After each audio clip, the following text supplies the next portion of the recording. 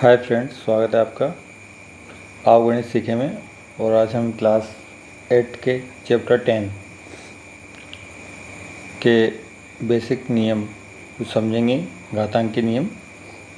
तो सर्वप्रथम हम ये देखेंगे कि घातांक क्या होते हैं और घात क्या होती है।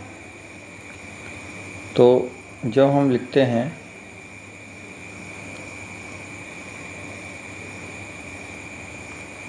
हैं दो की घात 3, तो ए जो है ये क्या कहलाता है, आधार, और 3 इसकी घातांक है।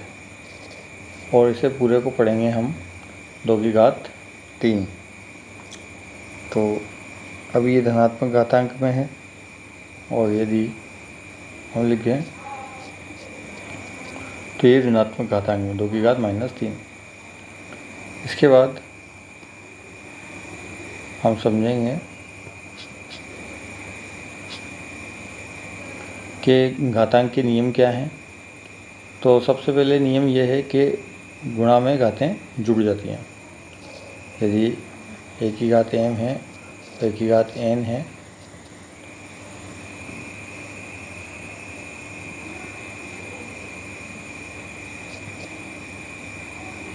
गुणा में है a की घात m और a की घात n, तो घातें क्या हो जाएगी, जुड़ जाएगी।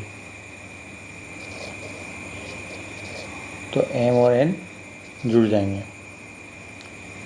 तो घातें जुड़ जाएंगी। इसका उदाहरण हम देख सकते हैं।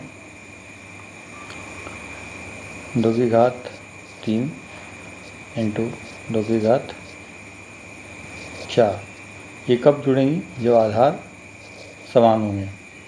तो आधार समान हो तो गुणा में घातें जुड़ जाती है। तो यहाँ पर क्या है, आधार समान है तो घातें जुड़ जाएंगी। 2 की घात 7। फिर इसी प्रकार यदि आधार समान हो तो भाग में घातें घट जाती, पहले वाले में से बाद वाली घटेगी। तो a की घात m, इसे हम a की घात n ऐसे भी लिख सकते हैं। सवाल में कुछ इस प्रकार दिख सकता है आपको। तो क्या होगा, घातें घट जाएगी, पहले वाली में से बाद वाली घात घटेगी। पहले m है, उसके बाद n है, तो पहली वाली में से घात घट जाएगी। और यदि बटा में है तो ऊपर वाले में से नीचे वाली घात घट जाएगी। इसके बाद हम इसका एक एग्जाम्पल देख लेते हैं। 2 की घात 5 भाग 2 की घात 3। तो पहले कौन है, 5 है, इसके 3, तो 2 की घात 2। इसके बाद हम आगे देखते हैं। यदि a की घात m है और उसके ऊपर पूरे a की घात m के ऊपर भी घात लगी हुई है, तो ये दोनों घातें गुणा हो जाएगी। a m इंटू n से 2 की घात 3 है, उसके ऊपर 4 लगा दिया, 2 की घात 3 इंटू 4। फिर हम देखेंगे तो 2 की घात 4 इंटू 3 कितना हो जाएगा, 12। इसके बाद हम अगला देखते हैं नियम।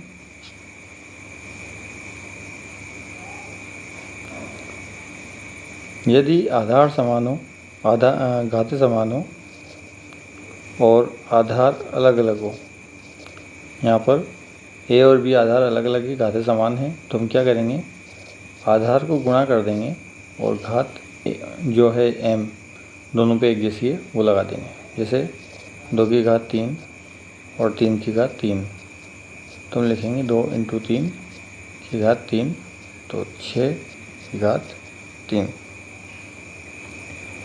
इसके बाद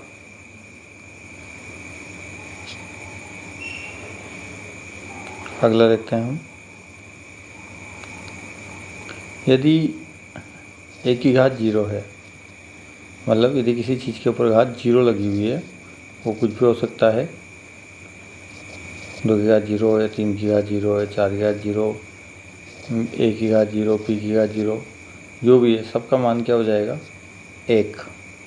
यदि किसी चीज़ के ऊपर ए 0 घात लगी हुई है तो उसका मान 1 माना जाएगा। 2 की घात 0 तो बराबर 1। फिर इसके बाद हम देखते हैं आगे, यदि इस प्रकार लिखा हुआ है कि a की घात m और b की घात m, तो हम क्या करेंगे, a और b दोनों को कोष्ठक में बंद कर देंगे, ऊपर क्या लगा देंगे, घात m लगा देंगे। तो a की घात m b की घात m, तो a और b को हमने कोष्ठक में ले लिया और जो कॉमन घात थी m बाहर लगा दी, तो a बटा b की घात m। फिर इसके बाद हम आगे देखते हैं,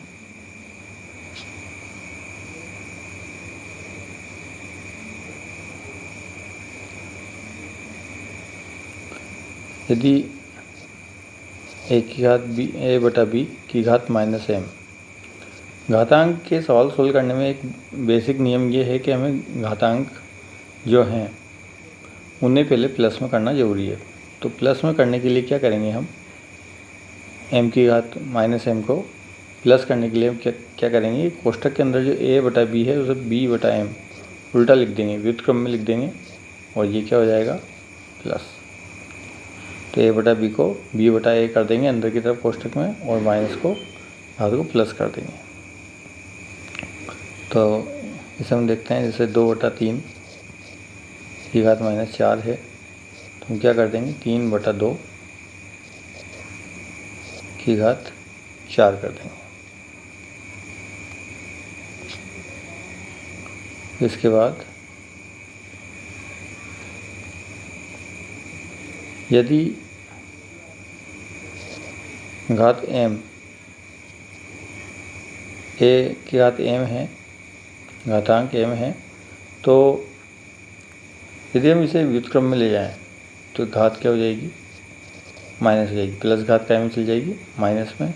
ऐसे ही यदि घात माइनस है ऊपर, तो ये इसके व्युत्क्रम में घात क्या चली जाएगी, नीचे प्लस में। घात विपरीत हो जाएगी, प्लस की माइनस, माइनस की प्लस। यदि नीचे है, जैसे इस प्रकार ये सही है, इसी प्रकार ये भी सही है, मतलब a की घात माइनस m है तो ये ऊपर जाके प्लस m हो जाएगी, और यदि a की घात प्लस m है तो ये ऊपर जाके माइनस m हो जाएगी।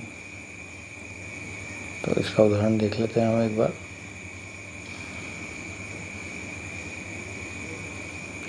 जैसे 2 की घात माइनस 3,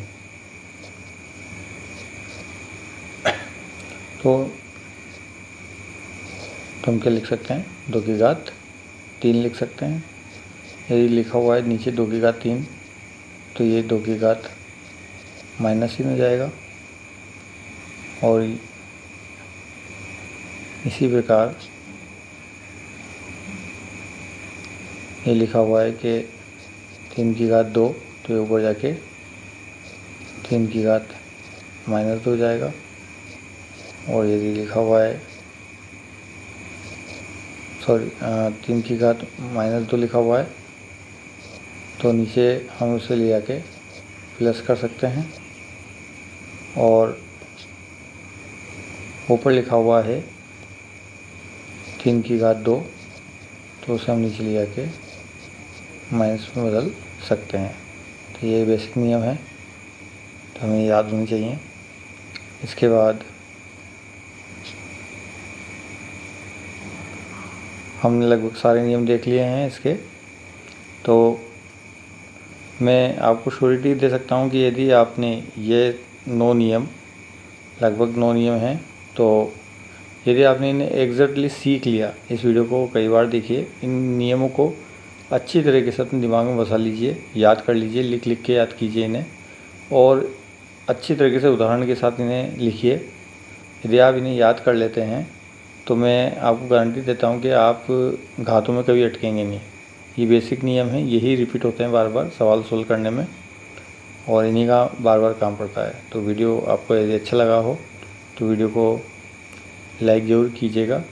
लाइक करने से हमें मोटिवेशन मिलता है और अच्छे वीडियो बनाने के लिए, और लाइक करने से आपकी प्लेलिस्ट में भी ऐड हो जाएगा। शेयर कीजिए अपने दोस्तों के साथ, जो भी आपके अच्छे दोस्त हैं, जो अच्छे स्टूडेंट्स हैं, उनके साथ शेयर कीजिए। शेयर करने से आप दूसरे लोगों की मदद करते हैं। और इसके बाद वीडियो को सब्सक्राइब जरूर कीजिएगा। चैनल को सब्सक्राइब करने से आप हमसे जुड़ जाएंगे। अच्छी चीज़ों से जुड़ना बहुत ज़रूरी होता है ज़िंदगी में। तो आप एक अच्छे चैनल के साथ जुड़िए जो आपको हमेशा मदद करता रहेगा आपकी गणित में, और आगे के लिए भी 10 तक आपकी मदद करेगा। तो और आपको यदि कोई चीज़ समझ में नहीं आ रही है तो आप कमेंट करिए ताकि हम आपकी समस्याओं का समाधान कर सकें।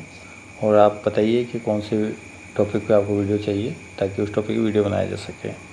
तो इस वीडियो को रिपीट कीजिएगा 2 या 3 बार, कम से कम 3 बार देखें ताकि, और नोटबुक लेके देखें, उसके साथ ही इसे देखें तो नोट करिए, तो ये और आपको अच्छी तरीके से समझ में आएगा। Thank you.